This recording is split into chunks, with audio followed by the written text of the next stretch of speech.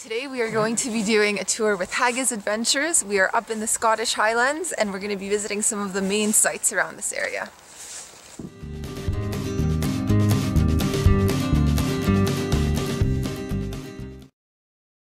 Every time I come here, I don't know, I just always get really emotional. I can't explain it. It is a place that's very, very close to my heart. And thrown onto the battlefield, no jokes, no humour at all, guys. This is a massive war grave where my ancestors and other people's ancestors died needlessly. So just respect it, guys, as you're making your way through here. It's the same as if you go over to Europe and you go to these Second World War places, just utmost total respect. A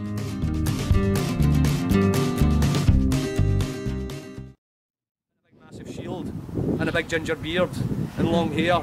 Quite intimidating, eh? So guys, 5 of you guys have just been disemboweled. Now you guys over here, boom! I'll probably just slit about 3 of your jugulars. So with one man, I could have taken out 8 redcoat soldiers. That's why the Highlanders were known as the shock troops of the Jacobite. Lots of people come here, they sing songs, they tell stories, and they remember. If you guys were to come here just after the 16th of April, all the way around this cairn, there'd be flimmers and tributes and things like that. On the anniversary of the battle during the day, they bring a little piper out who's actually blind, and they bring him up here, and he stands here for 45 minutes, and he plays songs on the bagpipes for 45 minutes, the length that the battle lasted for. And I dare any of you to come and stand next to him and not cry, because I did. And it's just such an emotional thing. There's just silence, and all you can hear is the pipes just playing through, and as you're just looking around, you can just imagine it happening. And it does really, really tug on your heartstrings, because war is such a terrible thing, and one thing is guaranteed with war is death. Death and destruction, really, really sad. These flags here, the 3 lions, represent the connection to England, the fleur-de-lis, the connection to France, and then the harp down on the left is the connection to Ireland. So to stand here with this flag right now is a massive get it up you, which I think is quite cool. So this is the Royal Standard of King James the 7th and 2nd. And if I had been standing on this battlefield 250 years ago and I was flying this flag, I would have been taken for treason and hung and killed. So it's pretty cool, actually. Now, another interesting thing that one of the Jacobite generals did, and if I had saw this being a Jacobite soldier, this would have inspired me to have courage and morale.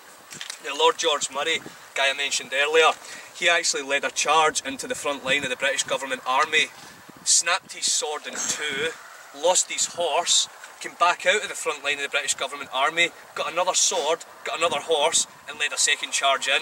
Now to me, that's balls. If I had been there and I saw one of my generals acting like that, I'd have been like, yeah, come on, let's go. St Andrew is our patron saint. He's also the patron saint of Russia, and he's a patron saint of Greece as well. So he's not just exclusive to Scotland. So this flag is very important as well.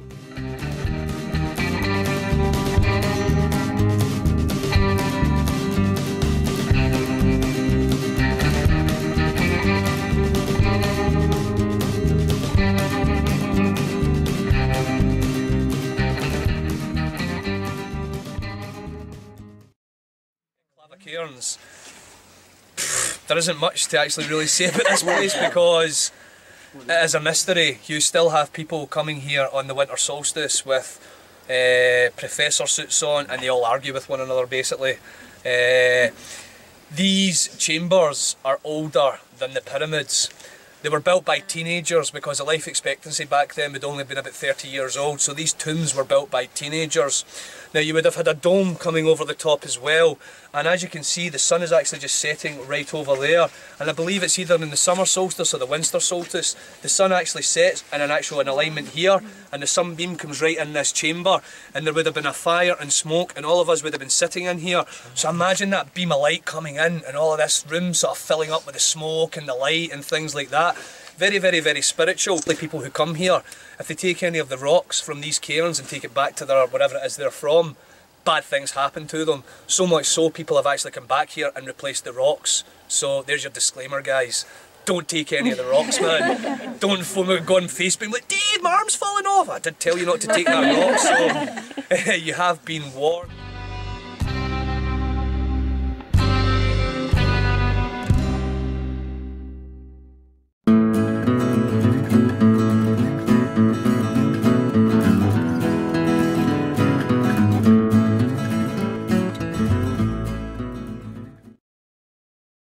After the 1715 rising, you had a rising in 1719. Spain and England, or Britain shall we say, had an alliance with one another, and then Britain null and voided that alliance. So Spain decided to play the Jacobite card.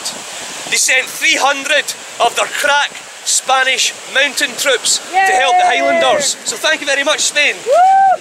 They went down to Eilean Donan Castle, which is where I'm going to be taking you guys very shortly, in 19. Now, unfortunately, for the Scots and the Spanish, we were defeated. So it was another failure in the rising. So thanks for trying to help us, guys. So it is quite crazy to think, guys, that there was actually Spanish soldiers fighting here. That's what I was saying to you about Jacobitism not just being part of Scotland. It was a European dimension, and like I said, Bonnie Prince Charlie was offered to become King of America, so an international dimension as well. And what a beautiful place for a battle, guys. Yeah. What a beautiful place for a battle.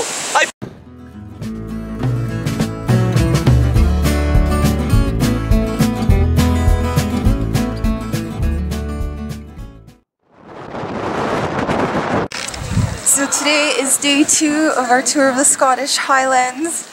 The blue skies are gone and it is rainy, cold, and the weather is just very Scottish and dramatic. So our first stop of the day is Eilean Donan Castle, and that's just right behind us. When I'm cold, you know it's really cold. Ooh yeah. Bone chilling, wet and damp right now.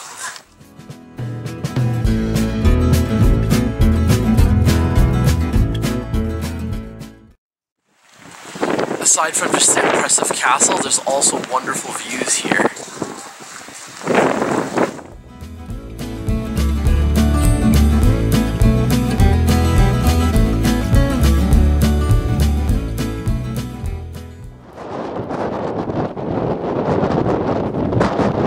So we're just warming up in a pub right now. It is really cold, damp, wet, and windy outside. So we've got tea for 2 and we've ordered some traditional pub fare.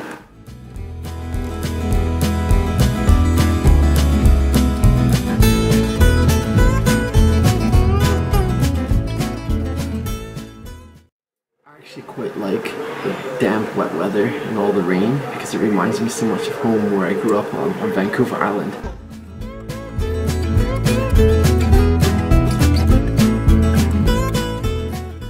It is super windy. Our guide Dave said this is the windiest he's ever seen it here. I bet you can barely hear me right now. Woo!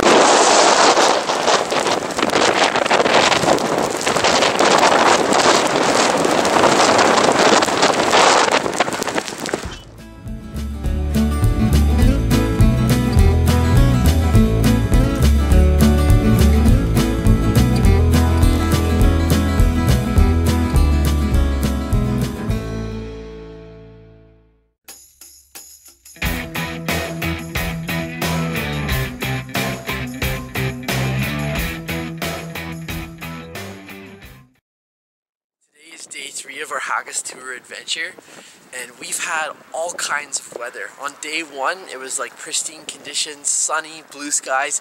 Day 2 was insane, howling winds, rain, chilly, and today we have a nice overcast day and we've got great views in the back of the mountain. So the snowy peak we have over in the background, that is Ben Nevis, and it's the highest peak in the UK. It's a real treat that we can see it today because it's only visible approximately 50 days of the year.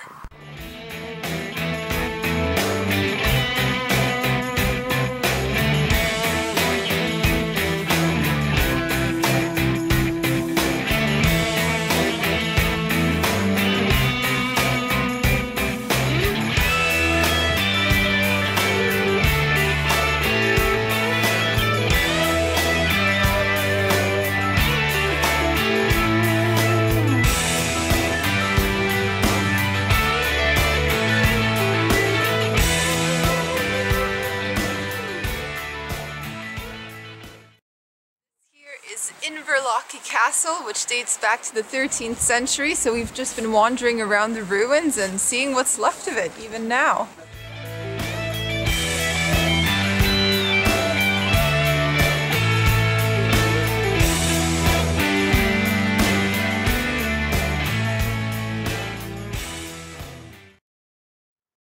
And just behind behind us, we have the Three Sisters. There's not much explaining to do, the scenery speaks for itself.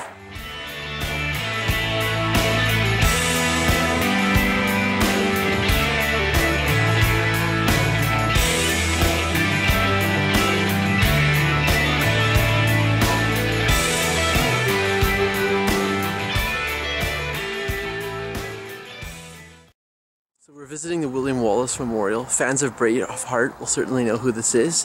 What was interesting is that our guide actually told us that many of the scenes in Braveheart are actually historically inaccurate.